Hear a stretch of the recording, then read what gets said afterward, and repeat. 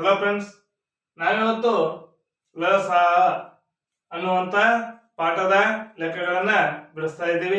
ನೋಡಿ, ಇಲ್ಲಿ ಕೊಟ್ಟಿರುವಂತ ಪ್ರಶ್ನೆಗಳಿಗೆ ಲಸಗಳನ್ನ ಕಂಡುಹಿಡಬೇಕಾಗಿದೆ.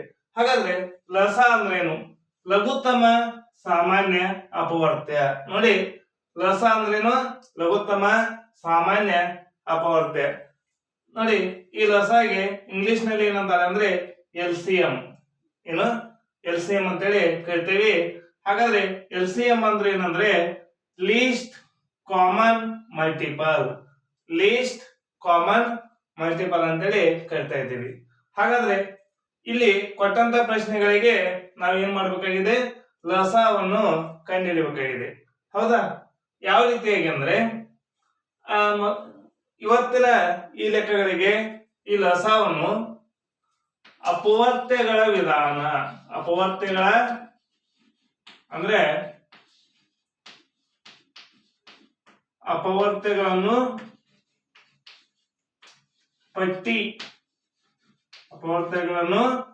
ಪಟ್ಟಿ ಮಾಡುವ ಮೂಲಕ. ಅಂದ್ರೆ ಯಾವ ವಿಧಾನ? ನೋಡಿ, ಲಸ ಕಂಡುಹಿಡಿಯಬೇಕಂದ್ರೆ ಹಲವಾರು ವಿಧಾನಗಳನ್ನ ನಾವು ಅನುಸರಣೆ ಮಾಡ್ತೀವಿ. ಅದರಲ್ಲಿ ಒಂದು ವಿಧಾನ ಯಾವ್ದಂದ್ರೆ ಅಪವರ್ತ್ಯಗಳನ್ನು ಪಟ್ಟಿ ಮಾಡುವ ಮುಖಾಂತರ. ಅಪವರ್ತ್ಯಗಳನ್ನು ಪಟ್ಟಿ ಮಾಡುವ ಮುಖಾಂತರ ನಾವು ಏನ್ ಮಾಡ್ಬೇಕಾಗಿದೆ? ಲಸವನ್ನು ಕಂಡುಹಿಡಬೇಕಾಗಿದೆ. ಹಾಗಾದ್ರೆ ಬನ್ನಿ ಮೊದಲನೇದಾಗಿ ತಿಳ್ಕೋಣ, ಅಪವರ್ತ್ಯಗಳು ಅಂದ್ರೇನು. ನೋಡಿ, ಯಾವುದೇ ಒಂದು ಸಂಖ್ಯೆಯ ಅಪವರ್ತ್ಯಗಳು ಅಂದ್ರೆ ಏನು ಅಂತಂದ್ರೆ ಅದರ ಒಂದು ಮಗ್ಗಿ ಅಥವಾ ಅದರ ಒಂದು ಗುಣಾಕಾರ. ಎಕ್ಸಾಂಪಲ್ ಹೇಳ್ಬೇಕಂದ್ರೆ ನೋಡಿ, ಈ ಒಂದು ಸಂಖ್ಯೆ 10 ಇದೆ. ಹಾಗಾದ್ರೆ 10ರ ಅಪವರ್ತ್ಯಗಳು ಯಾವಪ್ಪ ಅಂತಂದ್ರೆ 10ರಿಂದ ಭಾಗ ಹೋಗುವಂತವು. 10ರಿಂದ ಭಾಗ ಹೋಗುವಂತವು ಯಾವುದು? ಹೌದಾ?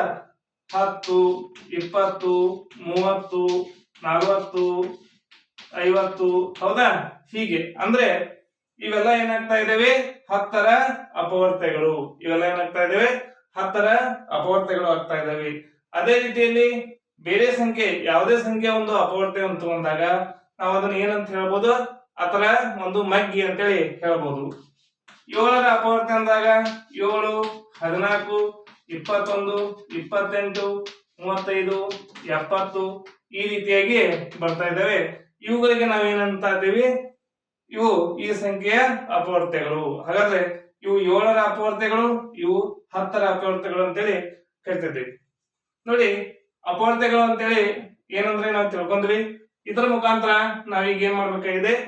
12 ಮತ್ತು 18ರ ಲಸ ಕಂಡುಹಿಡಬೇಕಾಗಿದೆ. ಹೌದಾ?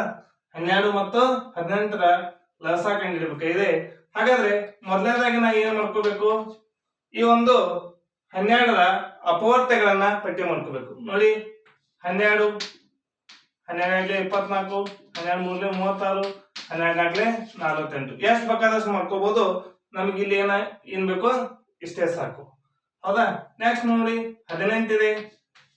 18ರ ಅಪವರ್ತ್ಯಗಳು 18, 36. ಹೌದಾ? 18 54, 18 72. ಹೌದಾ? ಇವು 12, 24, 36, 48 12ರ ಅಪವರ್ತ್ಯಗಳು. 18, 36, 54, 72 ಯಾವುದು? 18ರ ಅಪವರ್ತ್ಯಗಳು.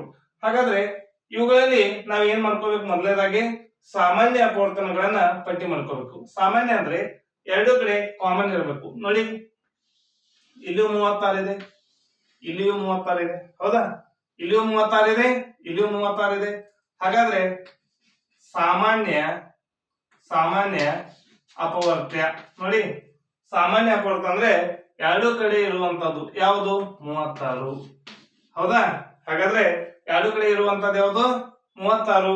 ಹಾಗಾದ್ರೆ ಇದೇ ಏನಾಗ್ತಾ ಇದೆ ನಮಗೆ? ಲಸ. ಯಾವುದು? ಇದೇ ಏನಾಗ್ತಾ ಇದೆ ನಮಗೆ? ಲಸ ಅಂತೇಳಿ ನಾವು ಹೇಳ್ತಾ ಇದ್ದೀವಿ. ಈ ರೀತಿಯಾಗಿ ಅಪವರ್ತ್ಯಗಳನ್ನು ಪಟ್ಟಿ ಮಾಡೋದ್ರ ಮುಖಾಂತರ ನಾವು ಏನ್ ಮಾಡ್ತಾ ಇದ್ದೀವಿ? ಲಸವನ್ನು ಕಂಡುಹಿಡಿದಿದ್ದೀವಿ. ಗೊತ್ತಾಯ್ತಾ? ನೆಕ್ಸ್ಟ್ ನೋಡಿ, ಇನ್ನೊಂದು ಲೆಕ್ಕ ಇದೆ. 15 ಮತ್ತು 20ರ ಒಂದು ಲಸವನ್ನು ಕಂಡುಹಿಡಿಬೇಕು. ಹೌದಾ? ಅದನ್ನು ಕೂಡ ನಾವೇನ್ ಮಾಡೋಣ? ಇದೇ ರೀತಿಯಾಗಿ ಮಾಡೋಣ. ಮೊದಲನೇದಾಗಿ 15ರ ಒಂದು ಅಪವರ್ತ್ಯಗಳು. ಹಾಗಾದ್ರೆ 15ರ ಬಗ್ಗೆ ಅಂತ ತಗೊಳ್ಳೋಣ. 15, 30, 45, 60, 75. ಹೌದಾ? ಬೇಕಾದಷ್ಟು ತಗೋಬಹುದು, ನಮ್ಗೆ ಇಷ್ಟು ಸಾಕು ಅಂತ ಅನಿಸ್ತಾ ಇದೆ. ನೆಕ್ಸ್ಟ್ ನೋಡಿ 20. 20ರ ಅಪವರ್ತ್ಯ ಅಂದ್ರೆ ನೀವು ಈಸಿಯಾಗಿ ನೆನಪಿಟ್ಕೋಬೇಕಂದ್ರೆ 20ರ ಮಗ್ಗೆ ಅಂತೇಳಿ ನೆನಪಿಟ್ಕೊಳ್ಳಿ.